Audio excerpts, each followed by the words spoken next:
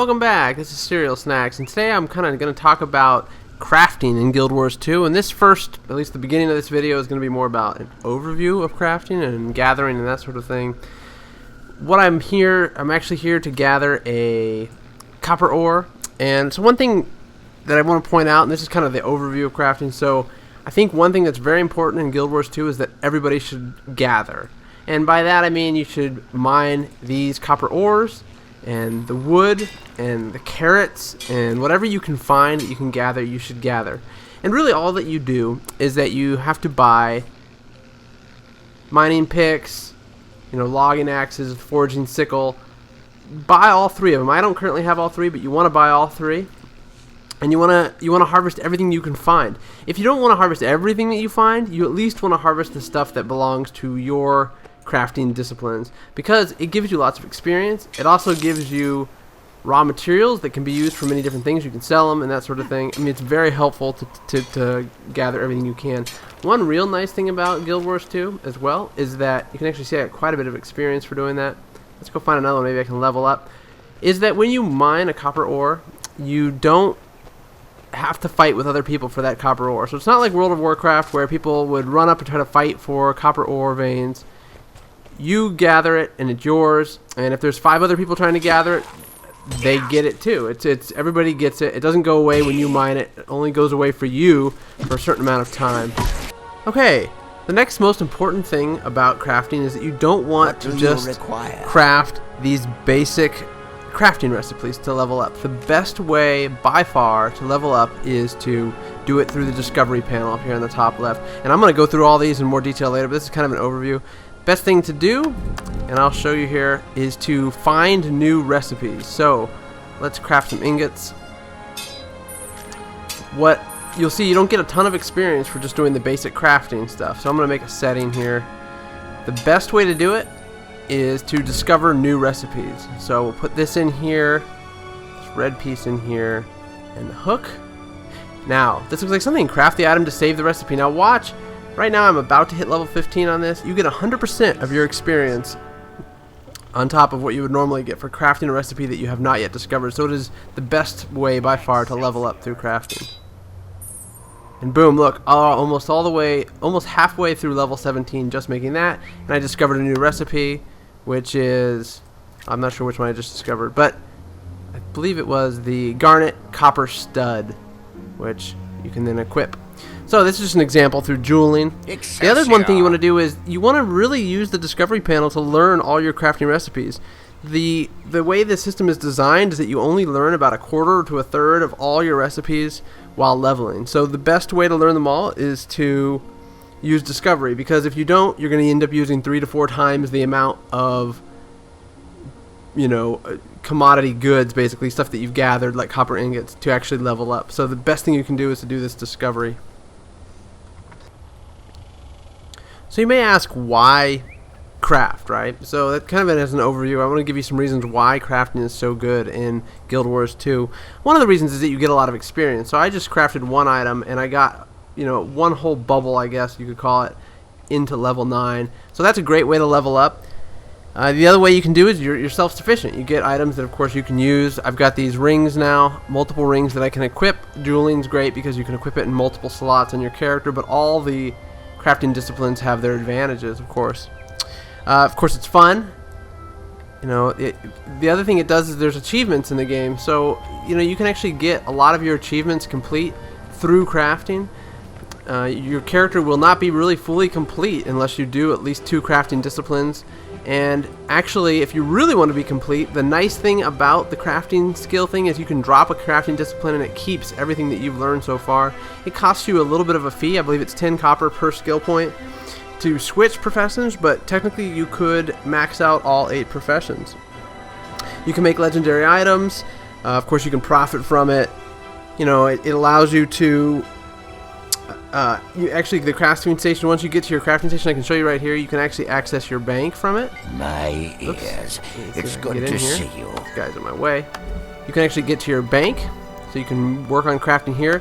You can put stuff in your collectibles. So one thing you can do is actually go into your inventory and you can send everything to your collectible area, and you can see that I've already got some stuff in there, some cooking stuff, some common crafting materials, and it's almost like a secondary bank for you, so it's very beneficial to have.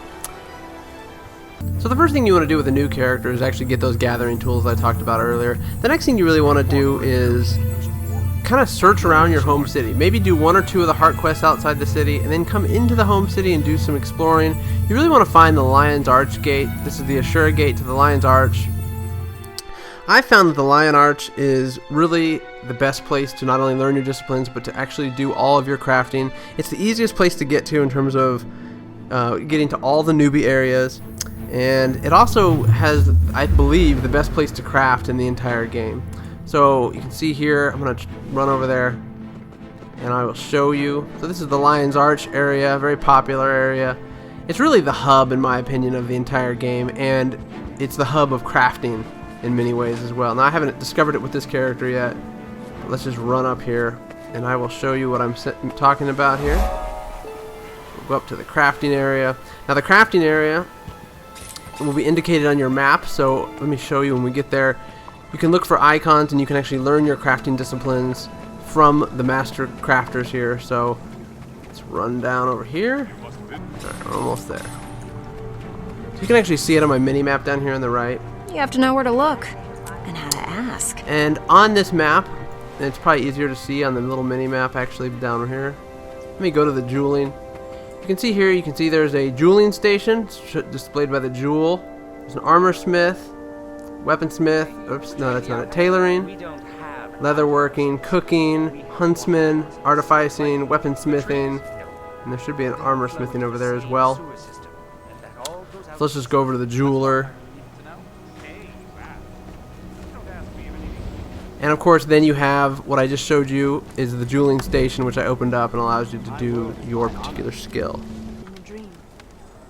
So let's just take a look at this crafting station again, because I think it's important, and I think to know kind of what's going on. There's 4 tabs on here. The first tab is your discovery tab, which I would almost argue is your most important tab in the jeweling station and in any crafting station. The second one is production, which allows you, of course, to craft the recipes that you have currently learned. Your next one is your bank, which is great to access all your stuff, and then of course your collections, like I just showed you. So those 4 tabs are very important, just because this is it. This is crafting for Guild Wars 2, more or less. So the first thing you really want to do is, if you've been sending your stuff to your collections, you want to get that stuff out of your collections and bring it into your bank. And I don't have a lot. I have some jute scraps and some spool of jute threads. Maybe I can make something here just to show you, but I did show you how it works. So once you have it moved in, now this is one complaint I have with Guild Wars 2, and I'm hoping that they change it soon. I wish you could craft from your collections tab, but you actually have to move that collection material into your inventory, which is a real kind of a pain. It doesn't make a whole lot of sense, but hopefully they will fix that soon. So actually, I'm at the jeweling station. Let me go to tailoring, because that's what I have materials for right now. So we go to the tailoring station, and you can make, what you need to do first is you need to refine your stuff that this is stuff that I've salvaged, so you can salvage items that you collect and turn them into scraps like this, depending on what they are. Sometimes it's like tattered cloth will turn into jute scraps. So I can do the craft all, which is a great option, because if you have a ton of stuff, you really just want to do that. And craft that. And then you've got some jute scraps. Then you can see I can make other stuff like tunic linings, sandal upper, breeches lining, and that sort of thing. So the next step is to make some kind of item here that you want. I already have a tunic lining, so I can make maybe a tunic. I can't make a tunic panel. Actually, I think I can. Let me go look and see if I have a stretched leather. Do. So I can make tunic lining, so I'll make one of those. Now then what I can do is make an insignia, which uses this vials of weak blood, which I can talk about at some point in time, but it's a special drop that you get from enemies, allows you to make higher level type items. So I'm going to make a mighty jute insignia. Insignias make your armor a little bit more powerful, and they're great for the discovery type tab. So okay, so I got myself some bolt of jutes. Now I can make a jute tunic panel.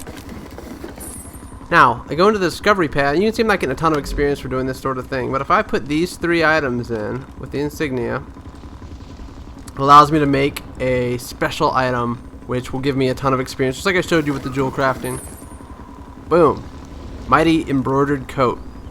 So now it's been added to my list of things, and it's a little better than the simple one. It's got 38 armor, 8 power instead of 32 and 6 power.